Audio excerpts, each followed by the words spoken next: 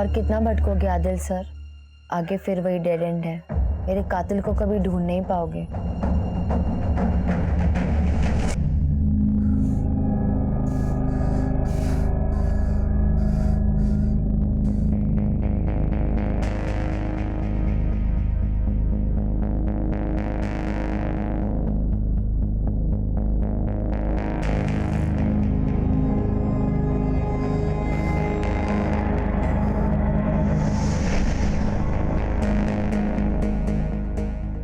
इस केस में मैंने जो देखा, वो मंजर, वो वहशीपन, उसे लफ्जों में बयान नहीं किया जा सकता। हालांकि मैंने अपने करियर में कई केसेस देखे, लेकिन ये केस लगातार मेरे जहन के साथ खिलवाड़ कर रहा था, क्योंकि हर केस में वहशीपने की कोई ना कोई हद मुकर्रर होती है, लेकिन इस केस में वहशीपने की सारी हदें पार हो गई थी, जिसने मुझे हिला कर रख दिया, अंदर से झकझोर दिया था। और मैं मुजरिम की रची हुई एक ऐसी भूल भुलैया में भटक रहा था जिसने मेरी रातों की नींद तक उड़ा दी थी।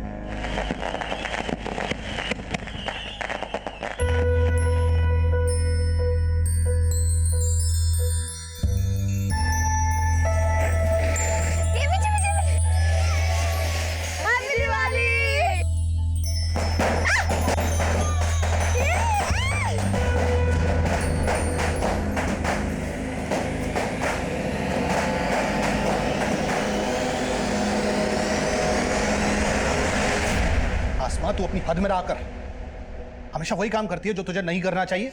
मैं वही करती हूँ जो मुझे करना चाहिए अब्बू। खुशियाँ अगर हदों की सरहद से बांध दी जाए ना तो इंसान बेहद ज्यादती कर बैठता है। खुशियाँ तो बांटने से बढ़ती है। मतलब तू ये कहना चाहती है कि दिवाली के पटाखे जलाकर तू उनकी खुशियां बांट रही है? देख, उनके तौर तरीके अपनाकर तू हमारे लोगों की तौहीन कर रही है। ये आप कैसी बातें कर रहे हैं? अब बच्चे दिवाली की छुट्टियों के लिए आई है तो दिवाली तो मनाएगी ना। और आजकल के बच्चे इन भेदभाव को नहीं मानते। उनके लिए ईद, क्रिसमस, दिवाली ये सब उनके त्योहार हैं। हाँ अब्बू, बस हमारे यहाँ जिस तरीके से चीजें होती हैं वैसे ही होंगी, तुझे भी वैसे ही फॉलो करना है।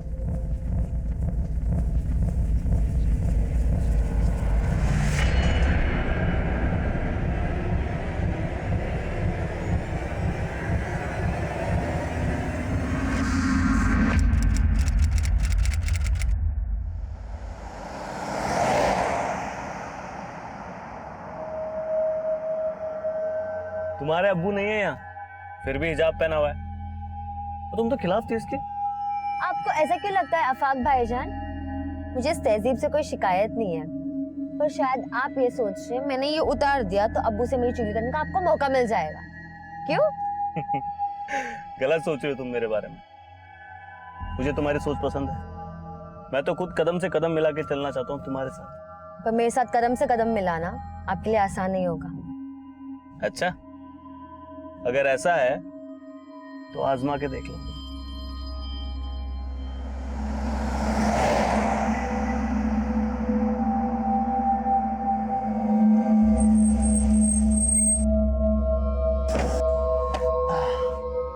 चलिए, अल्लाह हाफिज। अच्छा, सिर्फ किताबों में सर मत खपाना, ये जिंदगी उससे भी ज्यादा दिलचस्प है।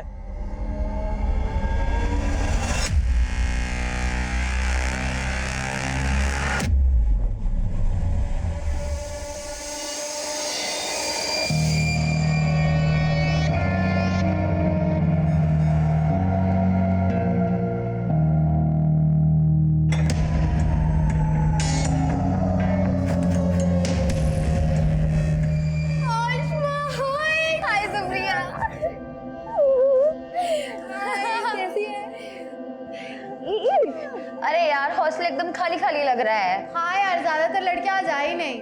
अच्छा, और बता, तेरी छुट्टियां कैसी रही? एकदम रॉकिंग।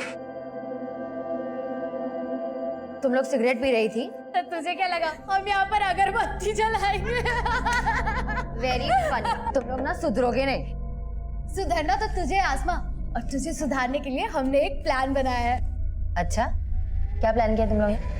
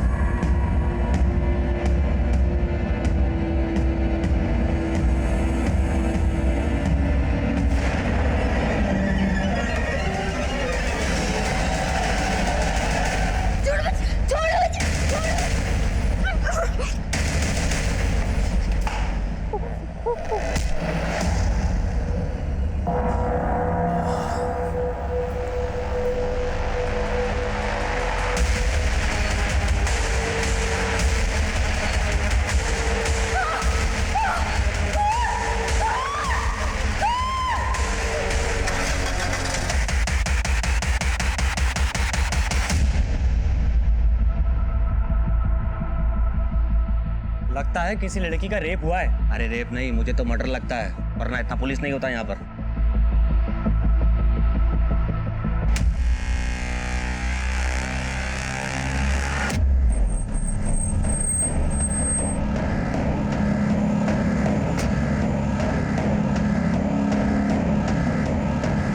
जय हिंद सर, बहुत ब्रूटल मर्डर है सर।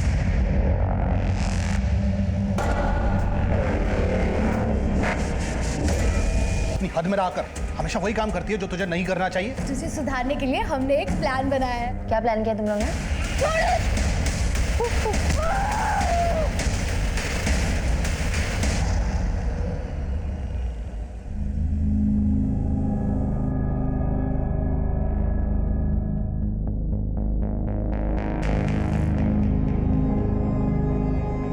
सर,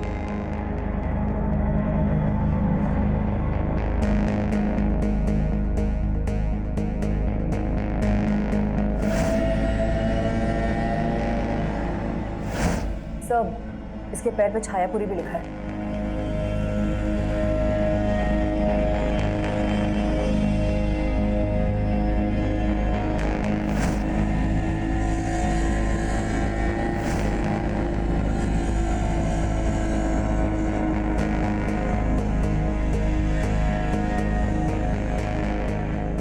सर, इस रूम में आसमा के अलावा 2 लड़कियां और रहती हैं। एक सुप्रिया जो अभी हॉस्टल में है, और दूसरी लड़की दिवाली वेकेशन से अभी तक आई नहीं है वापस।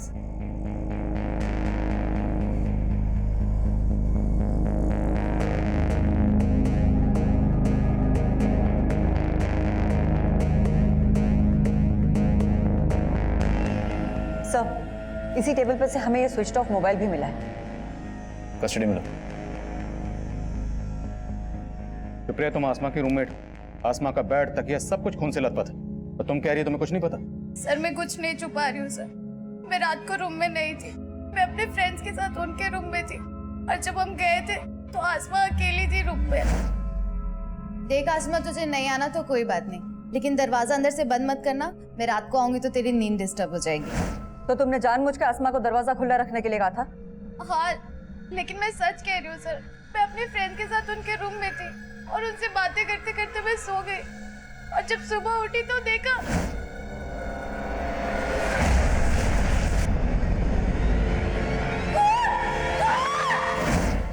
सर, सुप्रिया बिल्कुल सही कह रही है, ये हमारे साथ ही थी पूरा टाइम। लेकिन यहाँ पे इतना सब कुछ हो गया। पहले आसमा पे हमला हुआ, फिर उसकी बॉडी को खींचकर बाथरूम तक ले जाया गया, और तुम लोग कह रहे हो कि तुमने कोई आवाज ही नहीं सुनी। रूम में पंखे की आवाज इतनी तेज थी, हमें सच में नहीं पता चला कि आसमा के साथ इतना सब कुछ हो गया।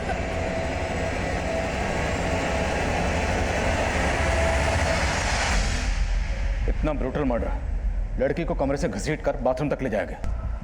किसी ने कुछ देखा नहीं, किसी ने कुछ सुना नहीं, जरूर कोई कुछ छुपा रहा है। हो सकता है सर, लेकिन आसमा की लाश को देख के ऐसा लगता है जैसे उसके साथ रेप भी हुआ था। जरूर कोई लड़का इन्वॉल्व है, लेकिन ये गर्ल्स हॉस्टल है सर, और वार्डन का कहना है कि यहाँ पे 24 घंटे तक सिर्फ एक गार्ड ही रहता है, और एक कुक है जो सुबह आता है और रात में चला जाता है। गार्ड को हमने हिरासत में ले लिया है सर। हाँ सर, ये वही कुक है जो सुबह 6 बजे आता है और रात को 10 बजे डिनर के बाद चला जाता है। उसके बाद सोने से पहले मैं खुद पूरा राउंड लगाती हूँ। कल रात 11 सवा 11 बजे मैंने पूरा राउंड लगाया था, लेकिन सर तब सब कुछ ठीक था, और सुबह सुप्रिया की 5 बजे आवाज आई, तब सब पता चला। आसमा का हॉस्टल में किसी से कोई झगड़ा? नहीं सर।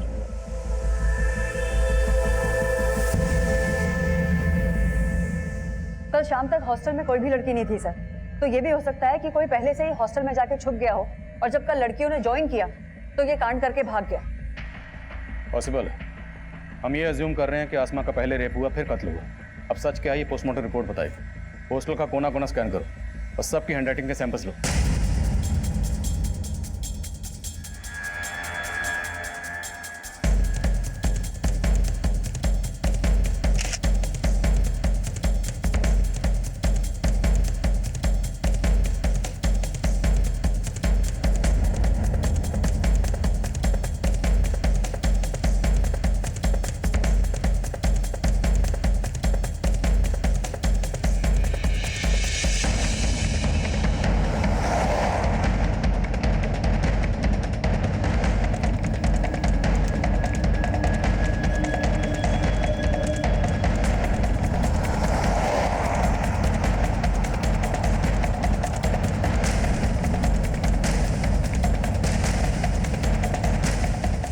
ये इतना ऊंचा है सर कि यहाँ से आना और भागना दोनों ही पॉसिबल नहीं है। देखो, अगर कुछ सीढ़ियों से आया तो पक्का मेन गेट से एंट्री मारी होगी, मतलब गार्ड झूठ बोल रहा है। पर अगर कोई यहाँ से आया तो फिर ये किसी पेशेवर मुजरिम का काम।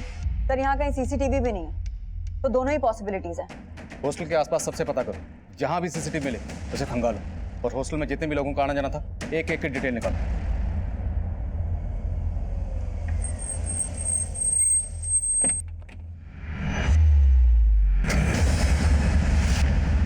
भैया हुआ क्या है?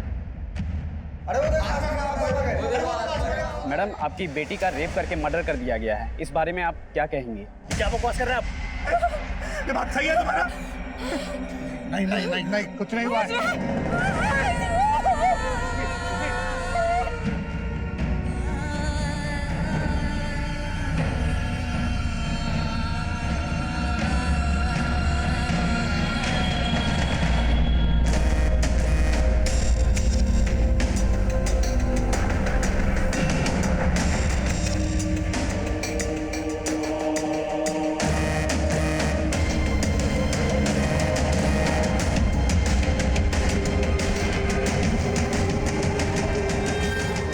थर्ड फ्लोर पुलिस ने सील किया हुआ है।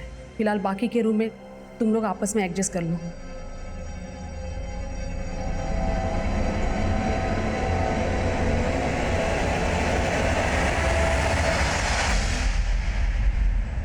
मैं ऐसे कैसे विश्वास कर लूं कि मेरी आसमा? आप बैठिए, बैठिए। मुझे कुछ नहीं पता, मुझे एक बार मेरी बेटी को दिखा दीजिए प्लीज, मुझे एक बार मेरी बेटी को देख लेने दीजिए ना मैडम। मैम आप बैठिए सर, प्लीज प्लीज।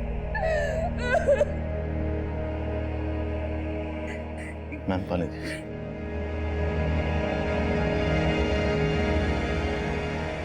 देखिए, आसमा की बॉडी को हमने पोस्टमार्टम के लिए भेजा है। मैं वो सब कुछ नहीं जानती, मुझे बस एक बार मेरी बेटी से मिल लेने दीजिए, एक बार।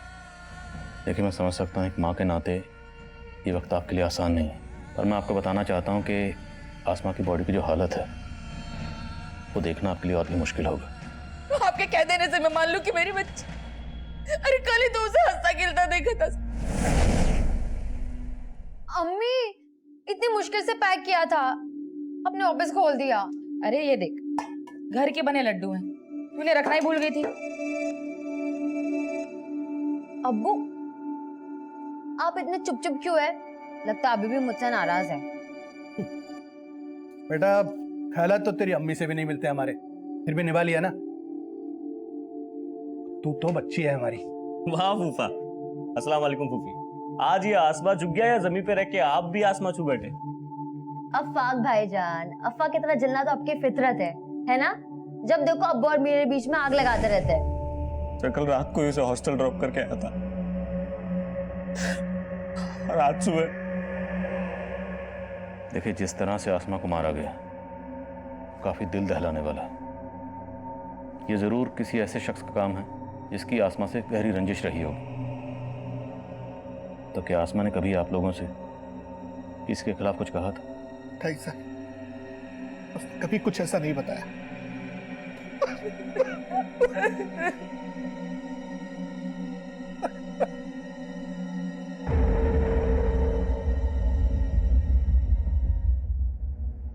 अच्छा सुन लो, आई होप तुम समझ गई हो कि मैं क्या कहना चाहती हूँ। Yes ma'am. डोंट वरी, मैं तुम्हारे साथ हूँ, मैं सब संभालूंगी।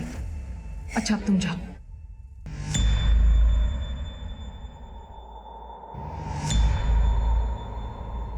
हमने कई लोगों की हैंडराइटिंग ली है सर, लेकिन किसी की भी लिखावट इस लेटर की लिखावट से मैच नहीं करती। हमने बहुत सारे लोगों के फुटप्रिंट्स भी लिए हैं, लेकिन अभी तक किसी के खिलाफ कुछ पता नहीं चल पाया। क्राइम सीन पर यह लेटर मिला और आसमा के बदन पर छायापुरी लिखा हुआ। छायापुरी नाम का कोई मैगजीन भी है ना? जी हाँ सर, इस मैगजीन के अंदर सेक्स रिलेटेड कंटेंट ही छपता है। मैं कमिंग सर? क्या मैं? सर, आसमा की प्रीलिमिनरी पोस्टमार्टम रिपोर्ट आ गई है। सर, रिपोर्ट के मुताबिक आसमा का रेप हुआ था और उसकी मौत सर पे चोट लगने की वजह से हुई थी।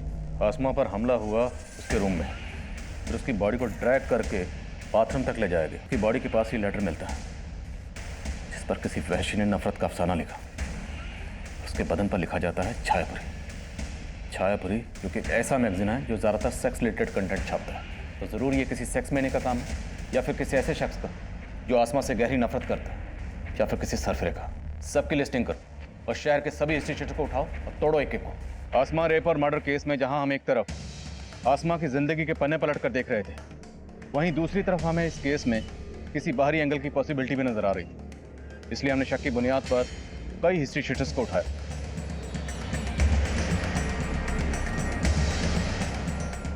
सबके डीएनए सैंपल्स, हैंडराइटिंग और फुटप्रिंट्स लिए गए।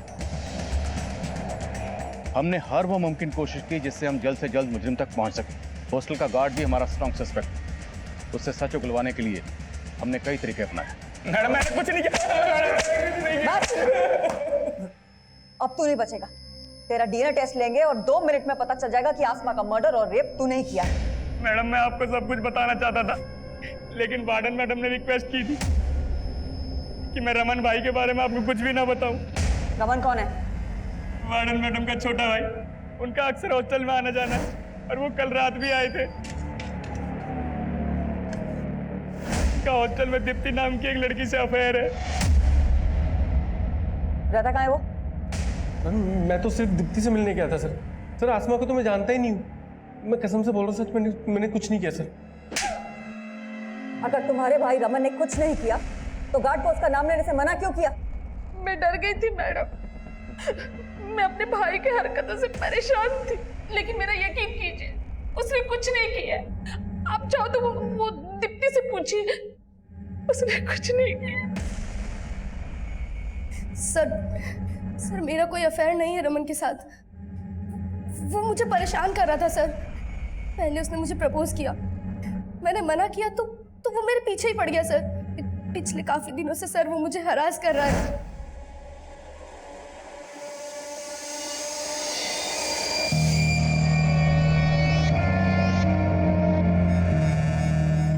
मैं उसका फोन नहीं उठा रही थी तो वो उस रात हॉस्टल में आ गया।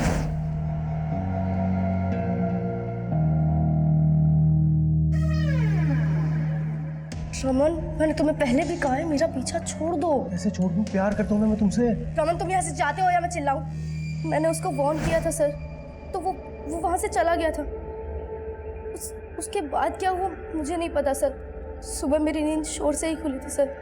मैंने वार्डन मैम को रमन के बारे में बताया था, मगर वार्डन मैम ने मुझे चुप रहने के लिए कहा। मुझे नहीं पता रमन ने आसमा के साथ कुछ किया या नहीं। तो दीप्ति की तरह तो आसमा के पीछे पड़ा होगा। तुझे लगा दीप्ति नहीं तो आसमा? नहीं सर, ऐसा कुछ नहीं है सर। मैं दीप्ति से प्यार करता हूँ। मिलने दीप्ति से गया होगा, लेकिन आसमा ने तुझे देख लिया। वो शोर ना मचा दे इसलिए तूने उसे। नहीं सर, ऐसा नहीं है सर। मैं तो तभी वहां से चला गया था। नहीं, अब मैं ऐसा नहीं करूंगा, मुझे माफ कर दो। ऐसे नहीं छोड़ूंगा तुझे।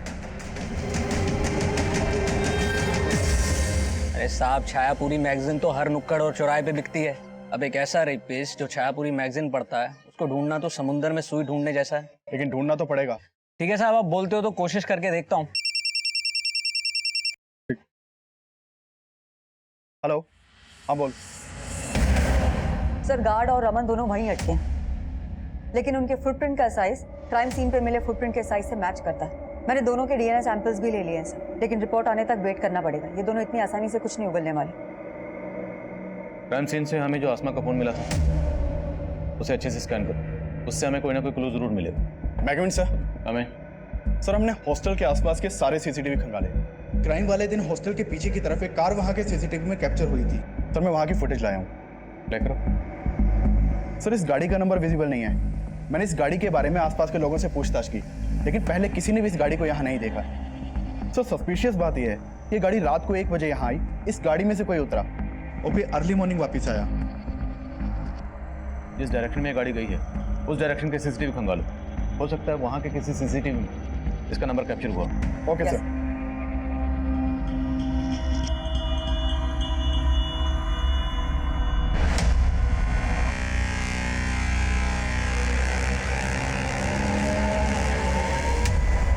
अनुराग इधर आना। Yes ma'am. ये आसमा के फोन पे आफाक नाम के लड़के के 5 मिस कॉल है। मैम आफाक तो आसमा का कजन है जो आसमा के पेरेंट्स के साथ आया था। अफाक ने आसमा को 5 बार कॉल किया, लेकिन आसमा ने एक भी बार रिसीव नहीं किया। लेकिन बाद में आसमा की अपनी मदर से बात हुई है। ये चक्कर क्या है? आसमा के पेरेंट्स से दोबारा मिलना पड़ेगा। ये वही गर्ल्स हॉस्टल है जहां आसमा का इतना ब्रूटल रेप और मर्डर हुआ, पर पुलिस अभी तक इस केस में नाकाम नजर आ रही है। अब अफसोस करने का क्या फायदा? वक्त रहते अगर आसमा के पर काट दिए होते तो यह दिन नहीं देखना पड़ता। चारों तरफ इज्जत का कचरा हो रहा है। आपको अपनी इज्जत की पड़ी है, अपनी बच्ची का कोई दुख नहीं। दुख है मुझे, इसीलिए कोस रहा हूं तुझे। एक नहीं सुनती थी मेरी। पता नहीं वहां किस लड़के के साथ चक्कर चल रहा था उसका वहां। उसके साथ इतना कुछ हुआ और आप उसको ही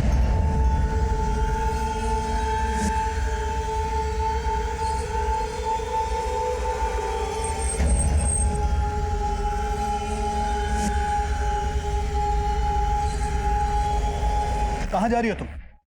मुझे अपनी बेटी को इंसाफ दिलाना है और आपको ये साबित करना है कि मेरी बेटी गलत नहीं थी। गलत वो था जिसने मेरी बेटी के साथ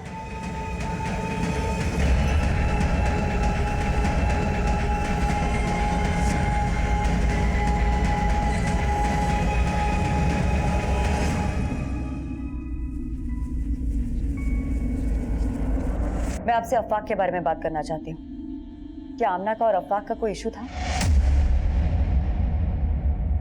कैसी बातें कर रही हैं मैडम? भला अफाक का आसमा से क्या इशू होगा? देखिए, मर्डर वाली रात को अफवाक ने 5 बार आसमा को फोन किया था और उसने एक भी बार उसका फोन नहीं उठाया। और उन 5 मिस्ड कॉल्स के बाद उसकी बात आपसे हुई थी। क्या बात हुई थी? बस नॉर्मल बातें हुई थी। हाँ अम्मी, मैं ठीक हूँ और अच्छे से पहुंच गई थी। बस ठीक से रहना। हाँ, तो अकेली रहती है ना तो दिल में फिक्र सी रहती है। आप मेरी टेंशन मत लो अम्मी। अच्छा अब्बू से बात करवाओ। अरे तेरा अबू तो बाहर टहलने गए हैं और फोन भी घर पर छोड़ गए। अच्छा, मुझे उनसे कुछ बात करनी थी, आएंगे तो फोन करवाना। अच्छा, ऐसी क्या बात है जो सिर्फ अबू से करनी है, मुझसे नहीं? ऐसा कुछ नहीं अम्मी, बस बात करनी थी कुछ। अब्बू आएंगे ना तो मेरी बात करवाना उनसे। उस दिन मैं जरा देर से टहल कर घर वापस आया। इन्होंने बताया था मुझे लगा रात काफी हो गई है, इसलिए अगले दिन फोन करूंगा ये सोचकर सो गए हम लोग। लेकिन ऐसी क्या बात होगी जो वो आपसे ही करना चाहती थी? मुझे खुद कुछ समझ में नहीं आ रहा मैडम। देखिए, हमें पता चला है कि आसमा लिबरल थॉट्स की लड़की थी और शायद आपको उसकी इस बात से परेशानी भी थी। तो कहीं कुछ ऐसा तो नहीं कि आप हमसे कुछ छुपा रहे हो? कैसी बातें कर रही है मैडम आप? मैं भला आपसे कुछ क्यों छुपाऊंगा? मैं मानता हूं कि हमारी बेटी आसमा कुछ अलग ख्यालात की थी, लेकिन मैंने हमेशा उसको यही समझाया कि बेटा इस तरह की बातें सिर्फ बातें करने तक ठीक है, कोई महान नहीं बनता इन बातों से, बल्कि दुनिया सबसे पहले दुश्मन ऐसे ही लोगों की बनती है। मैडम अब तो मुझे यकीन हो चला है कि मेरी बेटी ऐसी नफरत का शिकार हुई जिसमें लोग बस्ती की बस्ती जला देते हैं। वो तो फिर भी एक छोटी सी मासूम मेरी प्यारी सी बच्ची थी।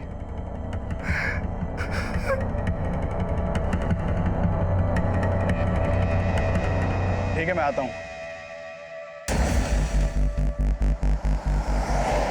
सर, मैंने ब्रोथल में फील्डिंग लगाई तो एक टिंडा नाम के आदमी का मालूम चला। कौन टिंडा? ये आदमी है साहब। ब्रोथल में काफी आना जाना है इसका। काफी वहशी है ये आदमी। वो टिंडा है ना, दिमाग से एकदम सटका हुआ है। जो भी उसके साथ जाती है ना, उसका हालत खराब कर देता है। एक नंबर का जानवर है, जानवर। आप एक बार देख लो, हो सकता है ये वही सनकी आदमी हो जिसे आप ढूंढ रहे हैं। आसमा के पेरेंट्स से अफाक के बारे में बात की? सर, वो अफवाक पे कोई शक नहीं जता रहे और अफवाक से मैं खुद मिली थी ये जानने के लिए कि उसने उस रात आसमा को इतने सारे कॉल्स किए क्यों थे। मैम, मैं उसे हॉस्टल छोड़ के घर आया तो ऐसे ही कॉल किया था, ये जानने के लिए कि सब खैरियत है कि नहीं। लेकिन उसके साथ कुछ ठीक हुआ नहीं और उसने तुम्हारे कॉल्स भी रिसीव नहीं किए। क्यों? पता नहीं मैम, मुझे लगा सो गई होगी। लेकिन तुम्हारे मिस्ड कॉल्स के बाद उसने अपनी अम्मी से भी बात करी, लेकिन तुम्हें कॉल बैक नहीं किया। कोई ना कोई वजह तो होगी ना, कहीं को छुपा तो नहीं रहा तुम हमसे? नहीं मैम, मैं कुछ नहीं छुपा रहा। फिर भी इस अफाक के बारे में सब कुछ पता करो। हो सकता है कुछ छुपा रहा हो, और ये भी पता करो कि मर्डर की रात ये कहाँ था। Okay sir. मैं कम इन sir.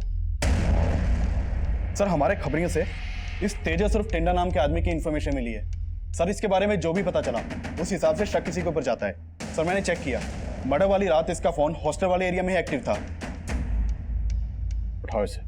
Yes sir.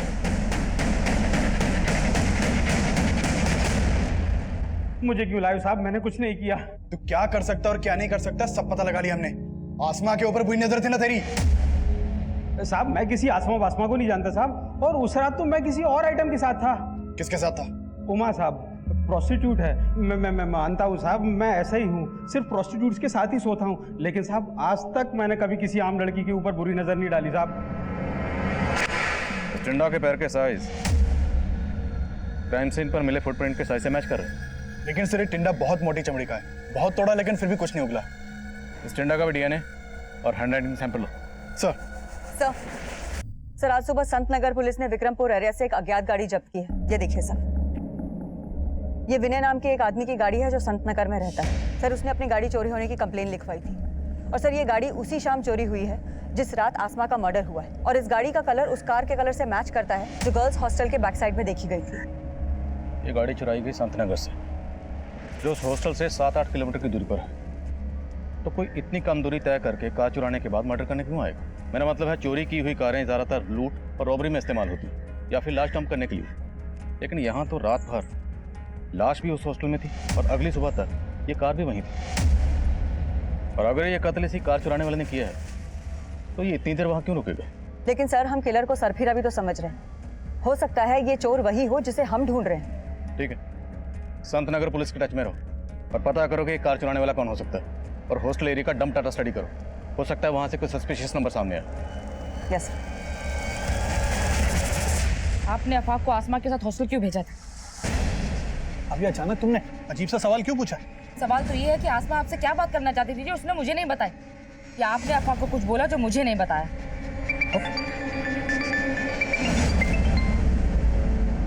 Hello, police आपको गुमराह कर रही है। क्या? वो आसमा के कातिल को जानती है लेकिन उसको बचा रही है। किसको बचा रही? और आप कौन बोल रहे हैं? मैं जो कोई भी हूँ आपका शुभचिंतक हूँ। आसमा का रेप और मर्डर शांतनु ने किया है। शांतनु? कौन शांतनु? बिजनेसमैन गुरुदत्त का बेटा शांतनु। शांतनु का एक दोस्त भी है जो उसके साथ मिला हुआ है। रात एक अनिरुद्ध नाम के लड़के का फोन हॉस्टल वाले एरिया में एक्टिव था, और ये अनिरुद्ध सुप्रिया के काफी टच में था। इस सुप्रिया पर मुझे शुरू से ही शक था। सुप्रिया और अनिरुद्ध दोनों को उठा के लो। सर मैं कमिंग सर? कमें। सर आसमा रेप और मर्डर केस में मीडिया ने हंगामा मचा रखा है सर, न्यूज आ रही है टीवी पे। चलो टीवी चलाओ। हम पहले पुलिस पर भरोसा कर रहे थे, लेकिन अब हमारा भरोसा उन पर से उठ। लेकिन आपका पुलिस पर से भरोसा क्यों उठ गया?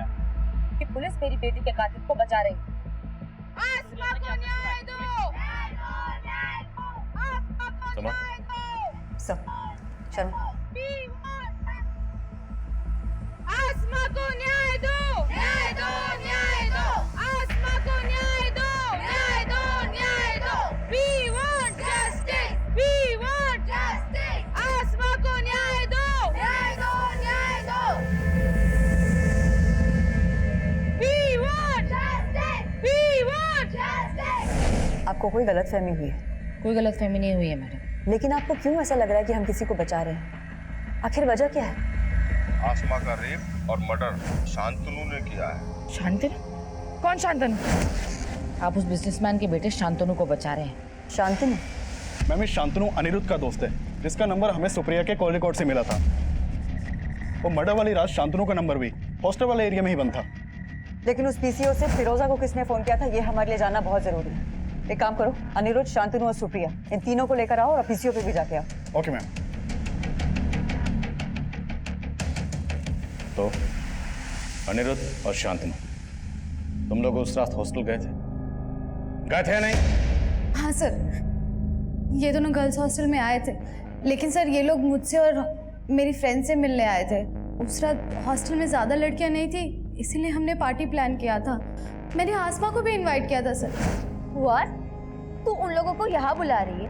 पागल हो गई सुप्रिया? किसको पता चला ना तुझे यहाँ से निकाल देंगे। लेकिन उसने आने से मना कर दिया, फिर हम लोग दूसरे रूम में पार्टी कर रहे थे। तुम्हारे हॉस्टल में मेल्स के आने पर पाबंदी है, है या नहीं? तो तुम लोग हॉस्टल में कैसे घुसे, वो भी इतनी रात को?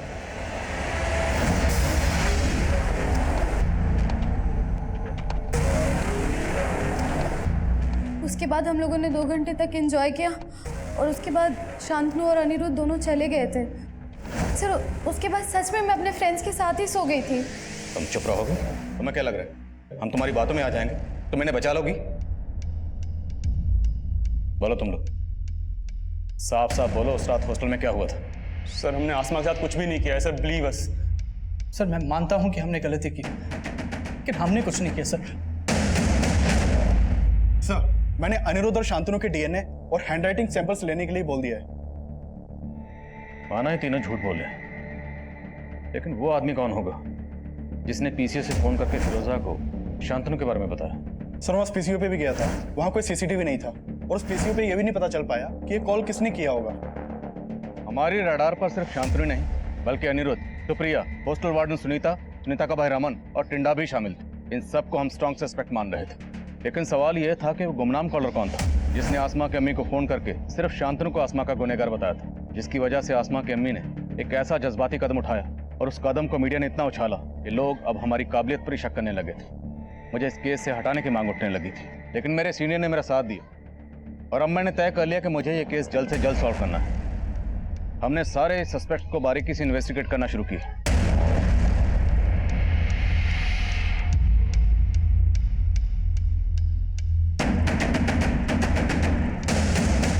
अफवाक के बारे में कुछ बातें मालूम चली हैं सर। आसमा के अब्बू अफवाक से आसमा की शादी कराना चाहते थे, लेकिन आसमा को अफवाक बिल्कुल पसंद नहीं था और इसी सिलसिले में मैं उसके अम्मी और अब्बू से भी मिली थी। आसमा पहले भी अपने अब्बू को मना कर चुकी थी कि वो अफाक से शादी नहीं करना चाहती, लेकिन फिर भी इन्होंने जानबूझ के अफाक को आसमा के साथ हॉस्टल भेजा। नहीं मैडम, ऐसा कुछ भी नहीं है। मैं बस ये चाहता था कि अफाक और आसमा एक दूसरे को जान लें, समझ लें। और मैं गारंटी से कह सकता हूँ मैडम, अफाक ने आसमा के साथ कुछ भी गलत नहीं किया होगा। आसमा की फैमिली काफी कंजर्वेटिव है सर, और आसमा आजाद ख्यालों की लड़की थी। आसमा की अम्मी ने हमें यह भी बताया कि आसमा को लगता था कि अफाक भी उसके पेरेंट्स की तरह कंजर्वेटिव ही होगा, और उसने अपने पेरेंट्स के सामने अफाक को साफ साफ मना भी कर दिया था। अफाक को मैंने हमेशा भाई की नज़र से देखा है, लेकिन अब आप कह रहे कि मैं शादी कर लूं? मैं अफाक से शादी नहीं करना चाहती। अगर कोई और पसंद है तो वो भी बता दे। अगर कोई और पसंद होता तो मैं बता देती, लेकिन मैं आपसे शादी नहीं करूंगी। फिर भी इस अफवाह को थाने में बुलाकर अच्छे से पूछताछ करो। राइट। मैं मानता हूँ आसमा मुझसे निकाह नहीं करना चाहती थी, लेकिन उस दिन मैं उसके अब्बू की मर्जी से उसके साथ गया था। मैंने उसे उसके फैसले के बारे में दोबारा सोचने के लिए बोला। मुझे तुम्हारी सोच पसंद है, मैं तो खुद कदम से कदम मिला के चलना चाहता हूँ तुम्हारे साथ। पर मेरे साथ कदम से कदम मिलाना आपके लिए आसान नहीं होगा। बहुत गुरूर था उसे खुद पे, साफ साफ मना कर दिया। और उसका गुरूर तोड़ने के लिए तूने उसे खत्म कर दिया। नहीं मैम, मैंने ऐसा कुछ नहीं किया। फोन तो करता था ना तू उसे, उसने तेरे फोन नहीं उठाए तो तूने वापस हॉस्टल पहुंचकर उसको खत्म कर दिया। मैम मैंने ऐसा कुछ नहीं किया। मैम मैं तो उससे प्यार करता था, मैं क्यों करूंगा ऐसा? मैम लेके जाओ इसको, इसका हैंडराइटिंग और डीएनए सैंपल ले लेना। मैम मेरी बात मैम मैंने कुछ नहीं किया। मैं कम इन सर। कम इन। सर आसमा के मदर को जिस पीसीओ से कॉल किया गया था, वो मैंने उस एरिया के सीसीटीवी स्कैन किए, उसमें एक सस्पिशियस आदमी कैप्चर हुआ है। उठाओ इसे। सर सर मैंने कुछ नहीं किया, मैं अपने बेटे चिंटू को बचा रहा था सर। चिंटू ने ऐसा क्या किया? दरअसल चिंटू दुकान का सामान लेने हॉस्टल जाता था सर। वो बच्चा था इसलिए गार्ड भी उसे अंदर जाने देता था, लेकिन बचपने में वो आसमा को पसंद करने लग गया था। मेरे ही मोबाइल से उसने आसमा के कुछ वीडियो रिकॉर्ड कर लिए थे। अब मैं ऐसा नहीं करूंगा, मुझे माफ कर दो। ऐसे छोड़ने वाला नहीं तुझे, 1 घंटे तक ऐसे ही खड़ा रहना। Video recording? कैसे वीडियो? नॉर्मल सा वीडियो सर, जो मैंने अब डिलीट कर दिए हैं। मुझे ऐसा लगता था कि कहीं आप उसकी वजह से मेरे बेटे तक न पहुंच जाए, इसीलिए मैंने पीसीओ से झूठा कॉल किया था। आसमा का रेप और मर्डर शांतनु ने किया है। सर मुझे मालूम था कि शांतनु और उसका दोस्त हॉस्टल में जाते थे। मुझे शुरू से लग रहा था कि ये काम उन दोनों लड़कों ने किया है, इसीलिए सर मैंने ये सब वो किया। आसमा रेप और मर्डर केस में अब एक नाबालिग बच्चे चिंटू की कुछ ऐसी हरकतें सामने आई जिसने इस केस को एक नया मोड़ दे दिया। लेकिन चिंटू के फादर ने जो शातिरपना किया था, उसे भी हमारी सस्पेक्ट लिस्ट में जोड़ रहा था। हमने उसका डीएनए, हैंडराइटिंग सैंपल्स और फुटप्रिंट्स लिए, और आसमा के कजन अफाक के भी हम डीएनए रिपोर्ट का इंतजार कर रहे थे। लेकिन इसके अलावा हमारे हाथ कोई पुख्ता सबूत नहीं लग रहा था। मैं एक अजीब सी गफलत में था। अक्सर यही सोचता रहता कि क्या हम सही डायरेक्शन में थे। ये केस मुझे लगातार झकझोर रहा। क्राइम सीन के मंजर मुझे रात भर सोने नहीं देते थे। ऊपर से मीडिया का प्रेशर इतना ज्यादा था कि मेरे सीनियर्स ने इस केस को सॉल्व करने के लिए मेरे लिए एक डेडलाइन मुकर्रर कर दी। मैं अक्सर ये सोचकर परेशान हो जाता कि अगर मैं इस केस को सॉल्व ना कर पाया तो क्या उस मासूम बच्ची आसमा को कभी इंसाफ मिल पाएगा? मैं कमन सर?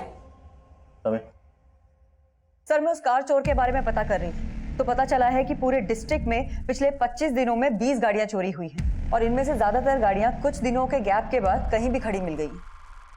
25 दिनों में 20 गाड़ियां? जी सर।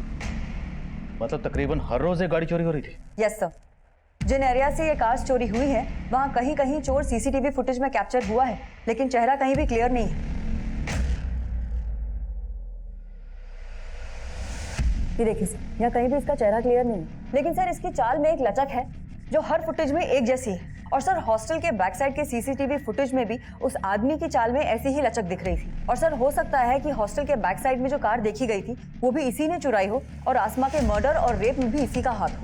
लेकिन सर ये दुबला पतला आदमी जो सही से चल नहीं सकता, सर ये कैसे हिम्मत करके हॉस्टल के अंदर घुसा होगा और उसने आसमा का रेप और मर्डर किया होगा? हो सकता है ये वो ना हो जिसकी तलाश हमें, लेकिन फिर भी कंफर्म करना जरूरी है कि उस रात ये गाड़ी यही वहां लेकर आया था। हॉस्टल के आसपास सब जगह पता करो, क्या उस रात कोई ऐसा आदमी देखा गया था जो इसकी तरह लगना कर चल रहा था? सर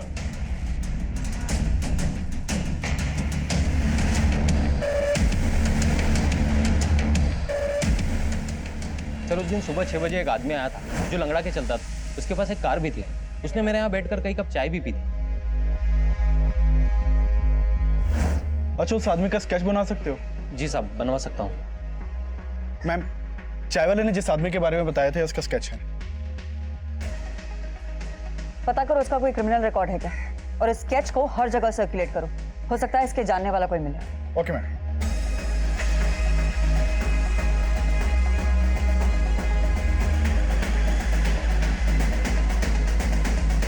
सर जानता हूँ इसको, ये सखाराम है। सखाराम कहाँ रहता है ये? सर घर तो मालूम नहीं है, लेकिन आगे ये गैरेज है, वहाँ मैकेनिक का काम करता है।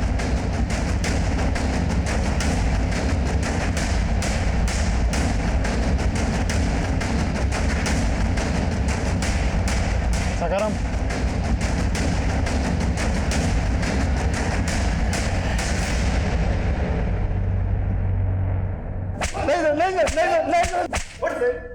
नहीं साहब, मैं मानता हूँ कि मैं गाड़ी चुराता हूँ, लेकिन सर मैंने किसी लड़के के साथ कुछ नहीं किया। तुमने जब कार चुराई थी ना, वो उसी हॉस्टल के पास खड़ी हुई मिली है। सर वो तो मैं कहीं भी खड़ी कर देता था। सर दरअसल मेरे घर में एसी नहीं है और मुझे गर्मी बर्दाश्त नहीं होती है सर मैं गाड़ी चुराता हूँ और कहीं ले जाके उसका एसी ऑन करके सो जाता हूँ और अगले दिन कहीं भी गाड़ी छोड़ देता हूँ सर। इसकी गर्मी दूर करो, खिलाओ इसको ठंडी ठंडी हवा। सर नहीं। इसका भी डीएनए और हैंडराइटिंग सैंपल्स लो। सर अब पुलिस ने आसमा रेप और मर्डर केस में एक ऐसे आदमी को गिरफ्तार किया है जो ठीक से चल भी नहीं सकता, और पुलिस सोच रही है ऐसा आदमी हॉस्टल की तीसरी मंजिल की खिड़की तक चढ़ा और आसमा के साथ रेप और मर्डर किया। क्या पुलिस ऐसे आदमी को अंदर करके वाकई किसी को बचाने की कोशिश तो नहीं कर रही? मैं कमिंग सर? सर सखाराम भी कुछ नहीं उगल रहा है और शांतनु और अनिरुद्ध का डीएनए आसमा की बॉडी पे मिले डीएनए से मैच नहीं करता। और चिंटू के फादर का डीएनए? सर उसकी डीएनए की रिपोर्ट आने वाली है। मैं कमिंग सर? मैंने सखाराम के बारे में पता किया सर।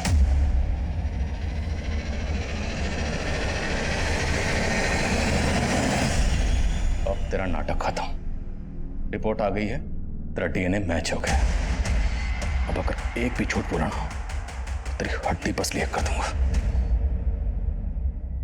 सर मैं अपनी बीवी से तंग आ गया था, इसलिए मुझे हर औरत से नफरत हो गई थी। फिर एक दिन मुझे वो लड़की दिखी, वो मुझे पसंद आ गई थी सर। उसके बाद मैं उसके पीछे पीछे हॉस्टल गया। मालूम चला कि हॉस्टल बंद है और सारी लड़कियां छुट्टी पर गई। जब छुट्टियां खत्म हुई तो उसके बाद मैं उस रात वहाँ पहुँचा।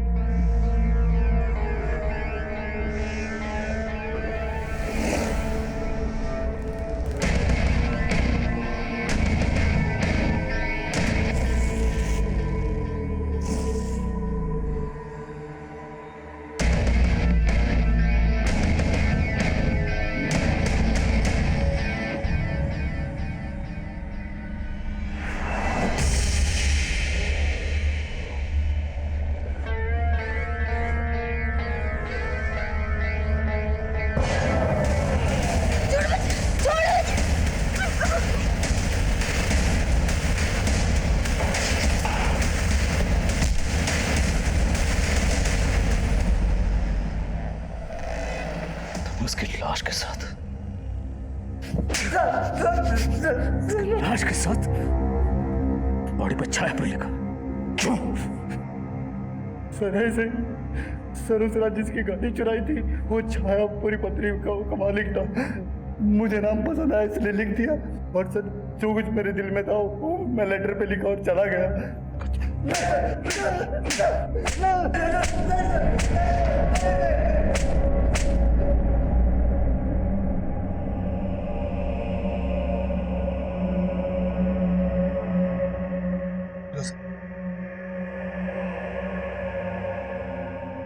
अब बोल रहे थे ना कि मेरी बेटी का वहां किसी लड़के के साथ चक्कर, देख लिया ना क्या सच सामने आया। मैं तुमसे माफी मांगता हूँ फिरोजा, मैं कभी आसमा को समझ ही नहीं पाया।